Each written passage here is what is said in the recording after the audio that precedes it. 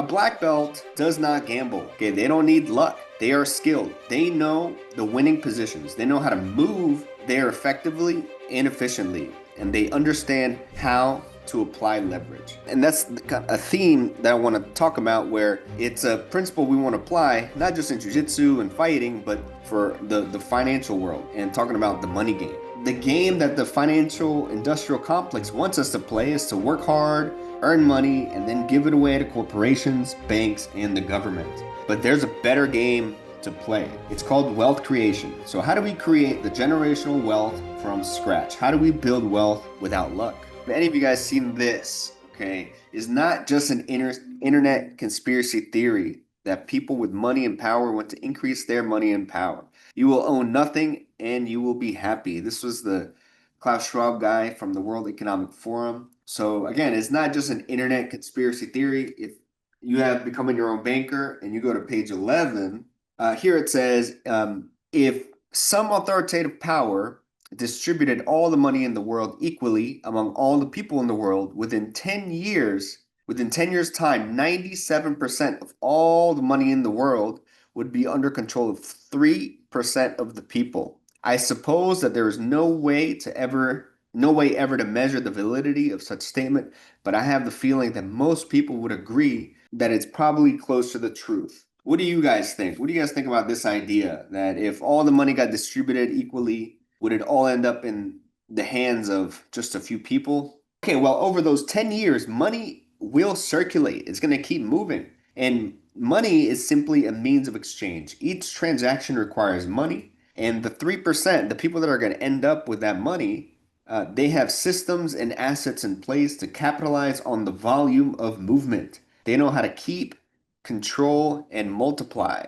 And yes, we're talking about, businesses and competitions. We're talking about, like, at the you and me level, mom and pop, maybe, somewhat of a bigger business, not crony capitalism where, it's kind of unfair and just corrupt.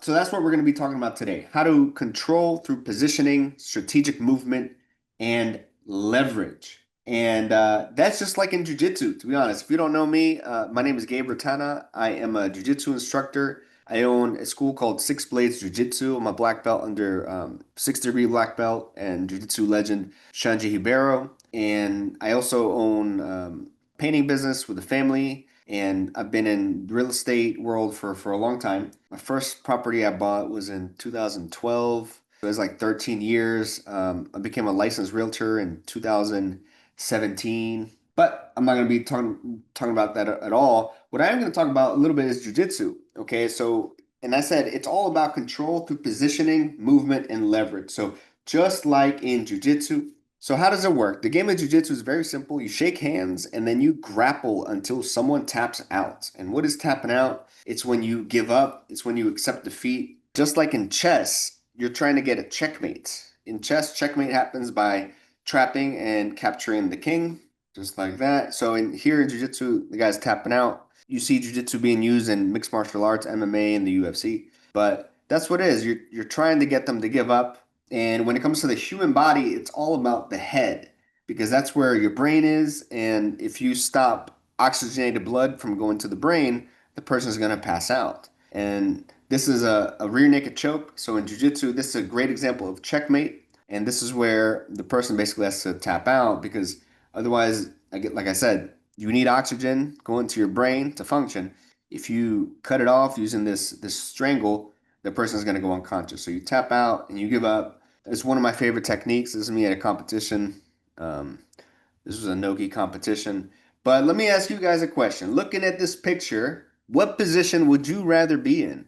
Would you rather be the guy who, like the white guy who's choking him out, or do you rather be the black guy getting choked out? What do you guys think?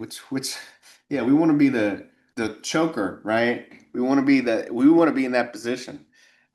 It's such a good position that you can teach it to a beginner and they can just literally choke out a black belt, unconscious, right? So a black belt, they don't do magic. They have two carotid arteries, just like anybody else. And if you cut those off, it stops the blood going to the brain. So if you have a tight rear naked choke and you put a black belt in it, they'll pass out in about 6 seconds. But what separates a black belt from a beginner is that they've been in those positions thousands of hours. They don't panic, they stay calm. They know exactly what the opponent needs for that strangle to work. So they're going to reverse engineer.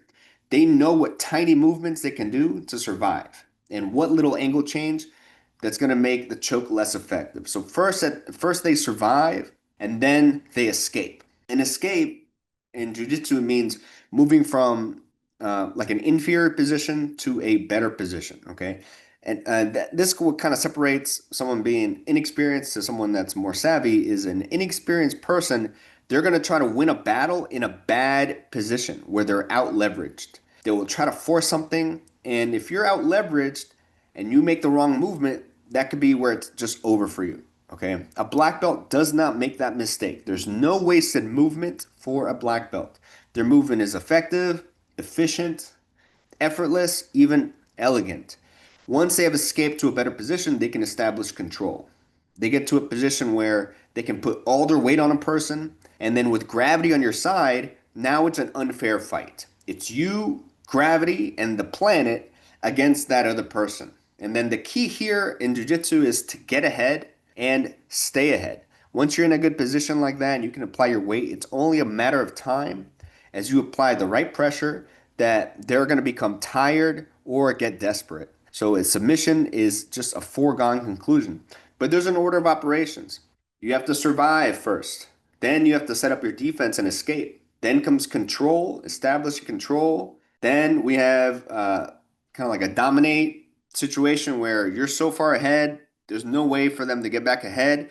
And now it's only a matter of time before you finish. Okay. And a black belt does not gamble. Okay, they don't need luck. They are skilled. They know the winning positions. They know how to move there effectively and efficiently, and they understand how to apply leverage. And that's a theme that I want to talk about where it's a principle we want to apply, not just in jiu-jitsu and fighting, but for the financial world and talking about the money game. The game that the financial industrial complex wants us to play is to work hard, earn money, and then give it away to corporations, banks, and the government. But there's a better game to play. It's called wealth creation. So how do we create the generational wealth from scratch? How do we build wealth without luck? Owning your shit, owning your banking business, owning your income producing business, owning your property, owning your time.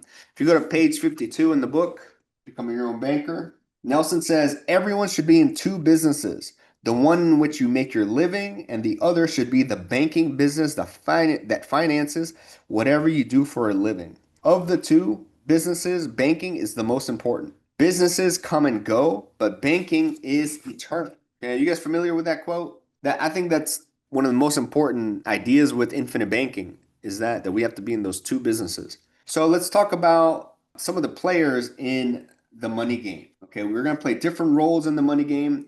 As I go through these roles, think about who is in control, who is at risk, what skills are required to be successful in those positions. Okay, so you see the spender, earner, saver, banks, businesses, investors. So the first one, the spender. It costs money to be alive, guys. Okay, unless you have a farm and you grow your own food. That's what I'm working towards, but I'm still a white belt farmer. We don't have enough chicken production, so for the eggs, so I get some, but I still have to go buy some. But I still pay electricity and I have a well, so I don't have to pay for water, so that's nice. But we have to spend money to stay alive. So spenders, we have housing, vehicles, food, health, entertainment, education. Okay, to be successful here in the money game. Okay, to be successful here, you have to be smart with your money. You can't buy things you don't need. Okay.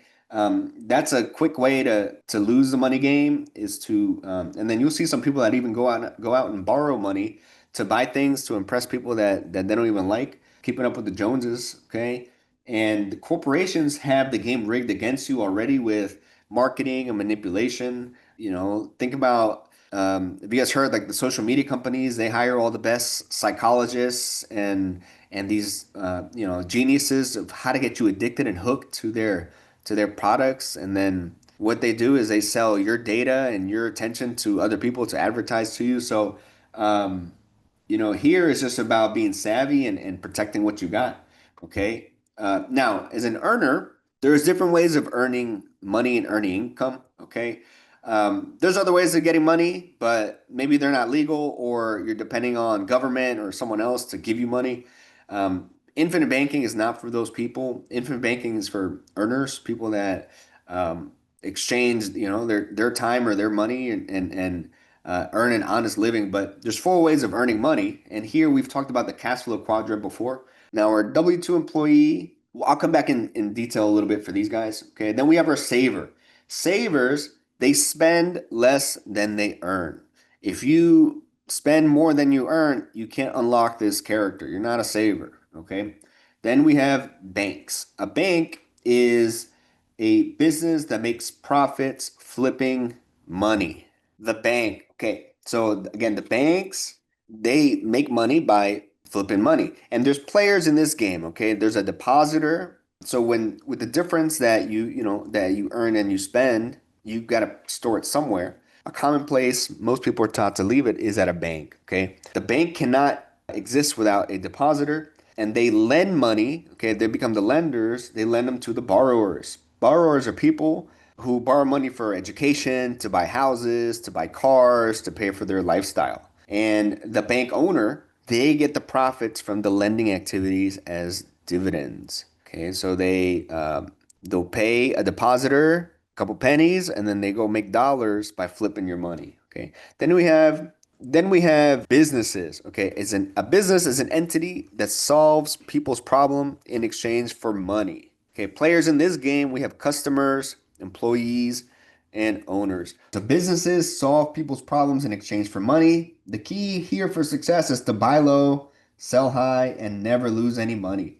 And a business, and we might talk about this in a little bit, but there's a couple different ways to fund a business. You can bootstrap a business. That's what my dad did with with our painting company, just from his own savings. He lived very frugally. Well, first he was working for my uncle, and then he started a business part time to do small jobs.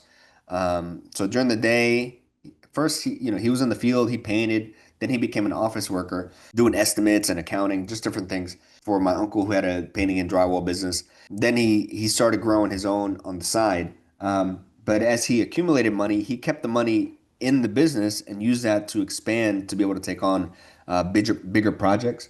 But bootstrapping is a way, and especially you see a lot of immigrant families, that's what they'll do. They'll pool money together and they'll bootstrap it. You can take on debt, and then you can also split equity. If you take it on an investor and give up equity, that's where you probably give up the most of your wealth, because if you own 50% of the company, the other person owns 50%, and all of a sudden it becomes worth $2 million. Now you only own 1 million of that equity, right? So you just got to be careful who you decide to partner with. So moving on, then you got investors. So investors risk their money to try to make more money. And I brought this chart, put up this chart because we're going to talk about the movement, but we talked about positioning and what position we want to be in. And by becoming your own banker, by practicing infinite banking, you put yourself in a position where now, the banks, where they're going to be making 400 to 1,300% on the money you leave with them, you can now start to capture a lot of that wealth of the money just moving. But here, where if people don't save and they stay in the poor position, is their income comes in, but then it all leaves. They don't have a problem with cash flow in, but they do have a problem with just the cash flows out. The middle class will go and they'll buy liabilities, and then the liabilities take out money from their pocket every single month. Okay, but what the wealthy do is they go out and they buy assets, and the assets start to create more income, and then this becomes a continuous circle. Okay, that's how those 3% are going to end up with all of the money. Okay, they're going to have as the money continues to flow, they have assets to start moving the money in there. So we talked about the saver. Okay, but what is a saver supposed to do with their money? And this was a chart from one of our money multiplier masterminds. Okay.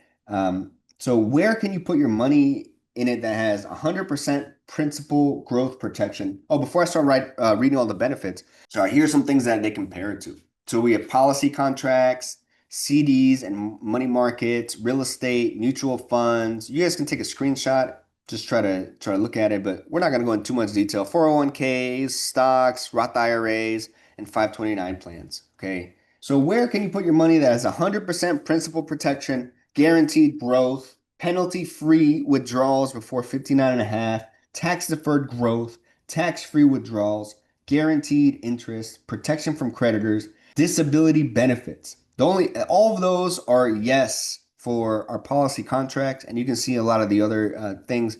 Those are not included. Okay, real estate does not have 100% principal protection. Right now, you might think we're at the top of the market. If something happens and properties values drop, a lot of people might end up underwater.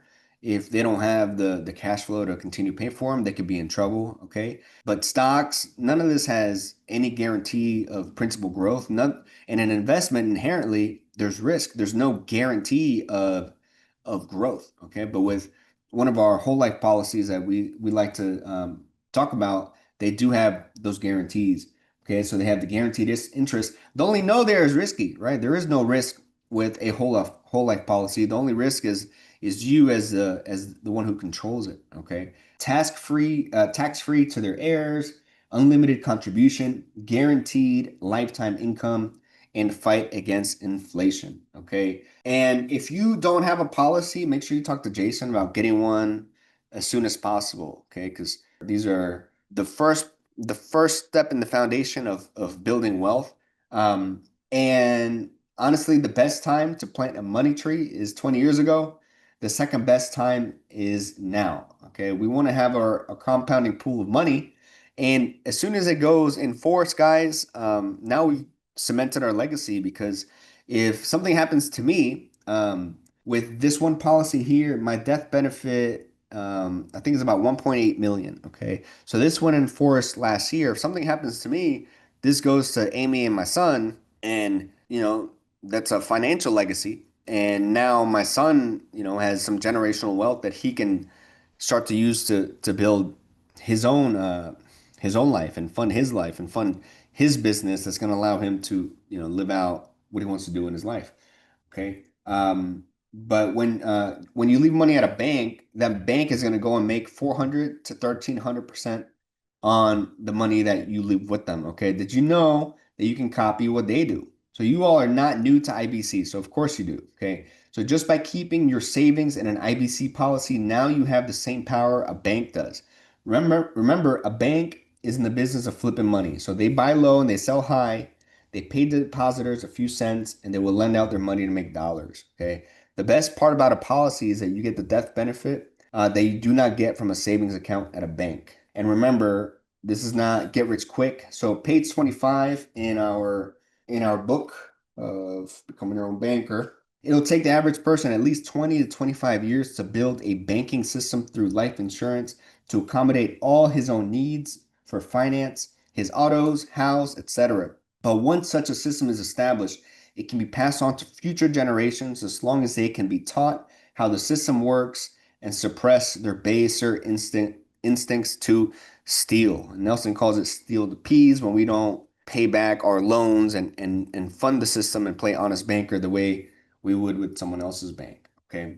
But this is the first key, guys, because money is going to flow in and out of our family. By becoming your own banker, your family now builds wealth through the movement of money that's happening anyways. So make sure you get in the position to capture that wealth. Okay. By you being the bank owner of the banking business that you do business with, okay, you become a captive customer, and in farming they call it regenerative farming. Okay, so you grow the crops that you use to feed your animals, and then the cows and the sheep poop, and then you move them to the next pasture, and then they eat all the grass, then they poop, and then come the chickens. The chickens come and they eat all the little worms and the parasites, and then they scratch up the grass. So then more grass grows later, and then you keep rotating them. Okay. Then you take the compost, and then you use that to fertilize the vegetables in the garden. Okay. So with infinite banking, you're able to control the financing aspect in your life. Okay. Your need for finance, like Nelson talks about. And I like this picture. I wanted to add it back in just to remind us for if you save in this way by using a policy, you're not lowering the your amount. So when I used to save in a savings account and I would hit an emergency, I would have to take money out of that savings account. And then sometimes it would go down to zero. But once you put money into a policy, it never goes down. Your cash value is still there. If you're going to leverage the loans from there, your original principal is still making that money and compounding, okay? But before we can save, we have to earn. So we've talked about earning, saving. So what are we going to invest in, okay? What is your bank going to loan to? What do you allocate those resources towards, okay? You can really do anything you want. This is called the infinite banking concept, and it's all about imagination, as Nelson says. But in my opinion, I think in your spare time, you can either work a side hustle or invest in acquiring skills that will increase income. So your goal is to stack capital and stack skills. Okay, stack capital and skills. You need both skills and capital. Let's talk about the earners. Okay, so if you're a W-2 employee, you might get some kind of certification, or through your experience, you become more valuable to your employer. What's great about being W-2 is you get paid to learn as you earn. Some employers may even pay for your professional development. If you find a job you love, then you're truly a lucky one.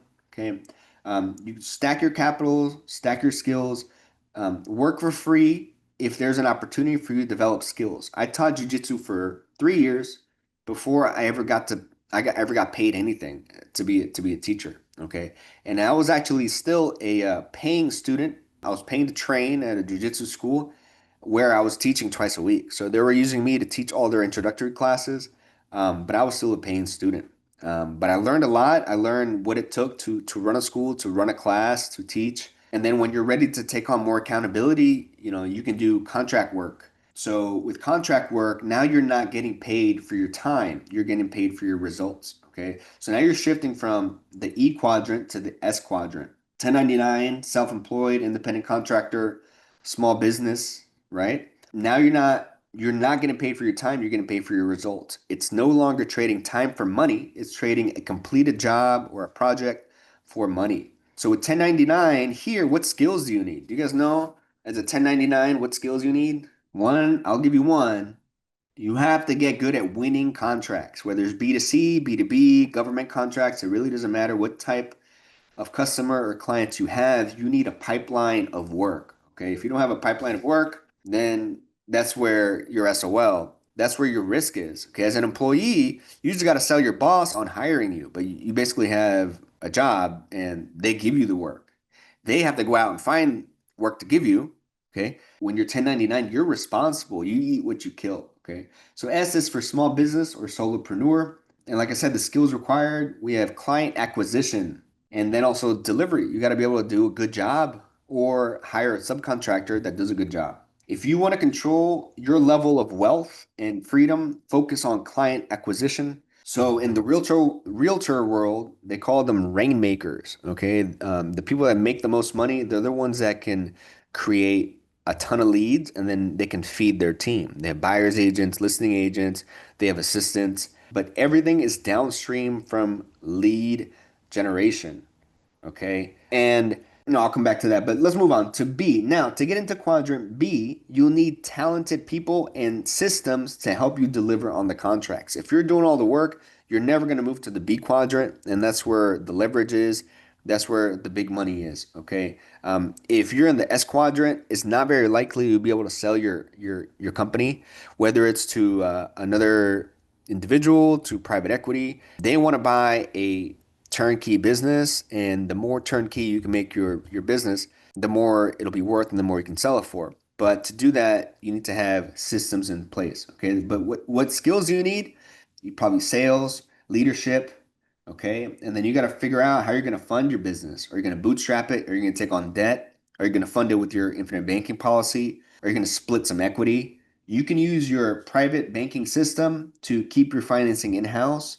You won't have to give up equity to investors. In my jiu-jitsu school, I'm the only owner, and of course, with Amy, my partner, and I do have loans from my banking policy, and I have a loan from my dad. So I owe my dad a little bit, And but once I pay him back the money that I owe him, I'm still the sole owner. Okay. But again, like in page 52, it says everyone should be in two businesses. The one in which you make your living, and the other should be the banking business that finances whatever you do for a living. Okay. Again, by using your private banking system, you won't have to give up equity to investors.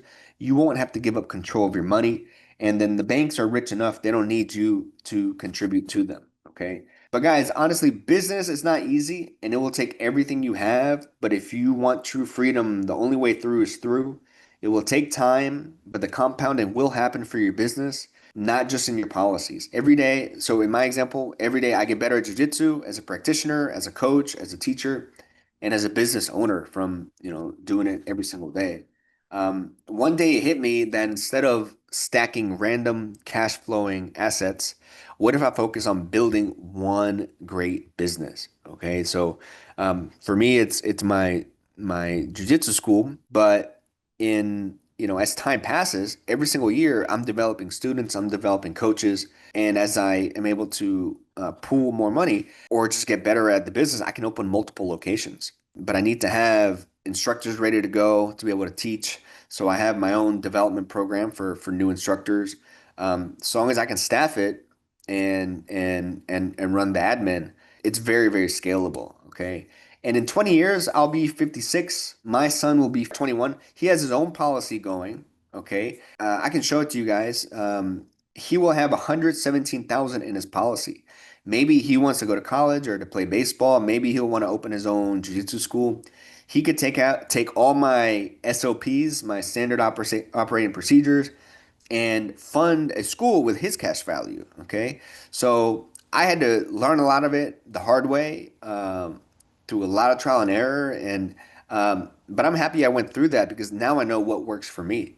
We're getting ready to open it at a new location, and I'm excited to start doing some pre-marketing. And my goal is to get to about 100 students within the first 90 days. So we're coming in with 30 students. So I'm not starting with zero. But anyway, when my son starts his school, he'll probably be profitable from day one. So he won't. I went 3 years basically just breaking even on my cash flow, but he's probably going to make a lot of money just because of so many years of me doing it, and I can pass that on to him. Okay, he'll know how to market, how to get customers, and not just me having those SOPs. He's probably going to be working as soon as maybe even like 12, 13, he's going to be a teacher. He's going to be teaching jujitsu to other little kids, and he can do that through college if he wants to, or maybe he goes and does wrestling or plays baseball in college. I don't know. He could have a job part time, or we can open a school at the college where he's at.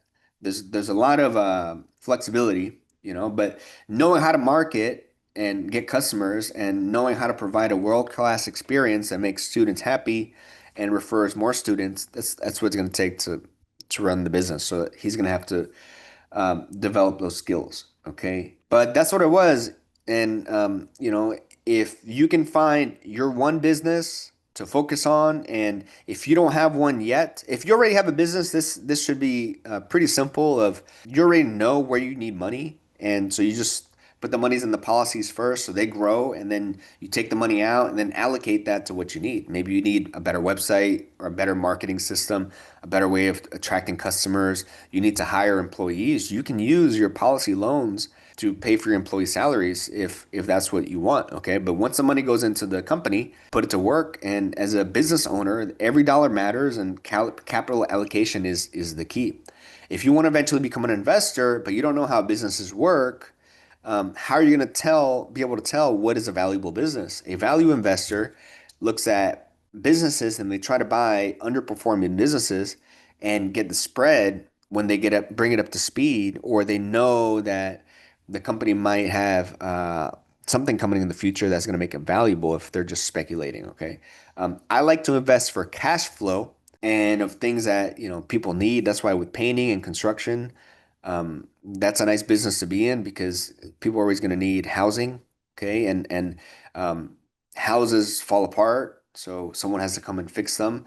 And a lot of people don't have those skills necessary. So we are the main skill with our business. I'm an estimator. So We have blueprints. I have to be able to read the blueprints, figure out what it's going to cost to do the job, and then we give the general contractor a price to do the job, and we have to bake in what's going to cost for the materials, for the labor. Are we doing it with a subcontractor? Are we doing it with hourly guys? So we have flexibility there. If there's a big enough spread, maybe we just do a subcontractor.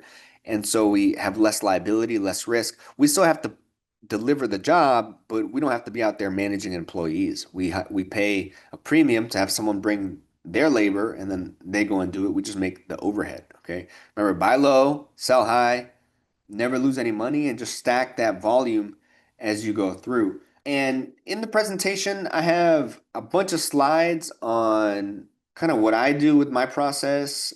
Let me just go here. I like to put the money in the policy first. Now that when you have a bank cannot, it doesn't loan its own money. So for the bank to work, it has to use someone else's money. Whose money is it using? It's using the life insurance company's money. So it's going to borrow money from the life insurance, and then the bank is going to loan it out to the LLC, the jiu-jitsu school in this situation. It could be the painting business. It can be whatever business you want it to be. That business has operating expenses. So I have to pay for marketing, I have to pay for rent. So that money is going to leave forever. But then when new money comes in, revenue from customers, I use that. The LLC pays back the bank, and then the bank is able to pay back the policy because it's paying for its depositor. That was its cost of doing business. And the way I like to help people scale their policies is you start with your savings, but once you have savings and we leverage it to increase our income, and the business, all it is a system around your income producing abilities, right? Your income producing skills. How can you build assets and put talent around you to help you just be more effective, more efficient, and bringing in more money? And then once there's profits, you can funnel those profits back into the policies or get more policies if they don't fit anymore. And then the profits from the business and the banking business, you can use to get more policies, get more customers, really whatever you want to do. That becomes one of the jokes here. Is eventually your only money problem is you're not going to know what to do with your money. We have a raised hand. I have a question. What I was going to show is what if you don't have a business yet? Okay, well, what you can do is just focus on saving money and then wait for an opportunity. Okay, so put yourself in a position, in a good position that so because that's what a bank does, right? They have profit from they lend at 12%, they pay 4%, for example, in this situation. That's where their profit comes from. So with my son, for example, I'll show you his policy. He doesn't have a business to run because he's one, but he can lend money from his policy to my school, Six Blaze Jiu Jitsu. Year one, he has $5,300, okay, in his cash value. And if my school pays him 12% interest to borrow his money for a year, he will make $646. Okay, that's $54 per month in interest. The cost that we have to pay the insurance company for borrowing the money is $267, but net he has $377.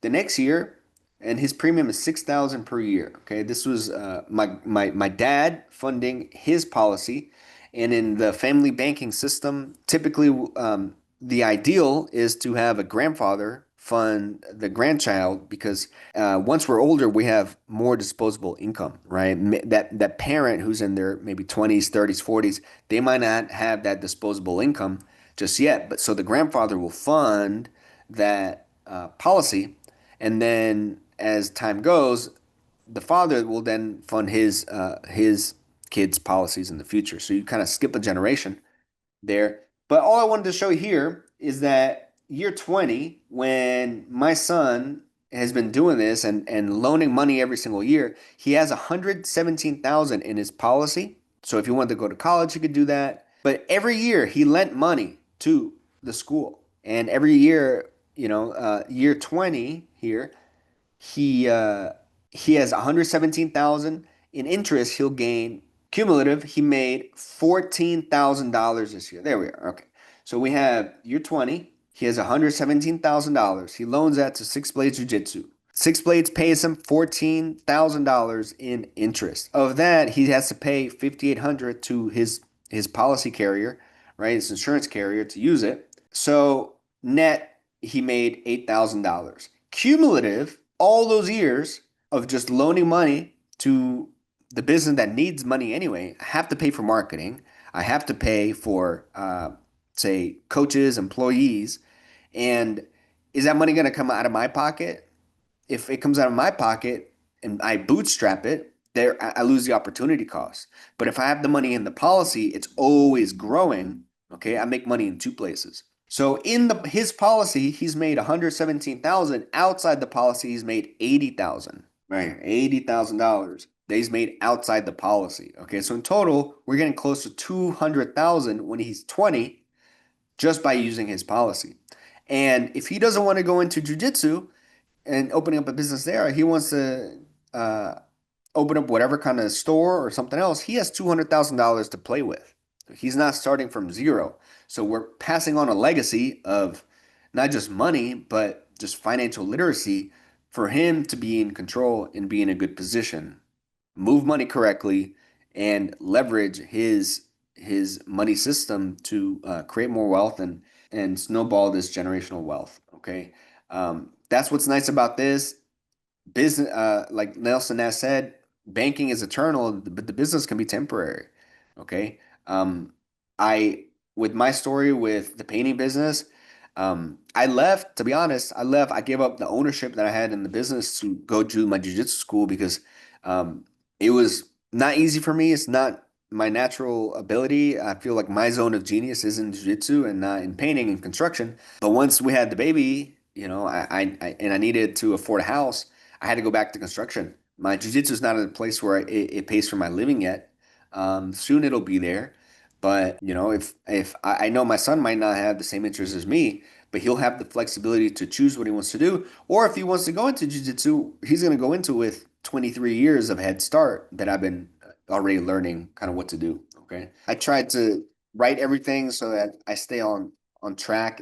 It was a lot, and I didn't have time to go through all of the diagrams and the money system. But I try to make it very simple and paint the picture of just getting good at one business. You can experiment. I tried private lending. I did Airbnb. I did a seller finance deal. I did multifamily housing. I was a realtor. So I had a lot of different streams of income, but I never built systems around one stream of income. And that's what a business that will create you freedom will do. But you have to kind of get the experience and then find what you're naturally inclined to do. Okay. And by having a banking business to go along with it, not only can you create a financial tailwind for you, so like compared to jiu-jitsu, like I was talking earlier, is you have gravity on your side. I want to have gravity on my side. I don't want to have to be fighting against one person and gravity. I don't want to have to hold up their weight and that exhausts me. So in the financial world, I want to have a financial tailwind. I don't want to be working against the banks, and they get rich off of me and they leverage me. I want to be able to leverage and be in control. But until you develop the skills and the experience and start accumulating your capital, you just gonna have to assess where you are, work with what you got, and try to align your path in a way that'll get you to your destination. Okay. And this is just, what works for me, the way I can interpret it, infinite banking. But I wouldn't consider myself a black belt in infinite banking just yet. Maybe in a few years. I learned about it in 2014. I started practicing in 2019. It took me 5 years to get started. And I want to help people save that amount of time. Like the quote said, the best time to plant a tree was 20 years ago. The best time to start is now. Every year your policy gets better, and the more you wait, the more you miss out on some of those gains. But it's not just the gains, it's you can't compound what you don't have. And the patterns that you're practicing, the habits that you're practicing, you're either compounding for good or you're compounding for bad. So it's about kind of, and this is a good quote too. You can't change your destination overnight, but you can change your direction overnight. And once you kind of see the way and you start practicing the way, You want to try to stay on track and surround yourself with people that think like this, so that we can not only hold each other accountable, but be there to support when someone who is just used to the traditional programming will say, oh, it doesn't work, or why would you invest in that? Well, no, it's not an investment, it's a process. What are you investing in is yourself. You're investing in your ability to create income and build systems around your income producing abilities. When you invest in someone else's business, they're in control. The success of the business is in their hands, it's not in your hands. You know, like what's going to happen if people have a bunch of money in the stock market and the stock market crashes? They have no control of that. You know, I have a cousin who's in like some cryptocurrencies and bitcoins and stuff and XRP, and it's been dropping lately, and he has no control. You know, and then it's different than say like my jiu-jitsu school. Maybe I lose 10 students, but I'm in control. I can go market, I can go door knock, I can go and get more students, so I can at least do something, right? Versus not really having any control. And we don't want our wealth building to be up to luck and chance. We don't want to gamble. We want to rely on our skills. Okay. Anyway, thank you guys.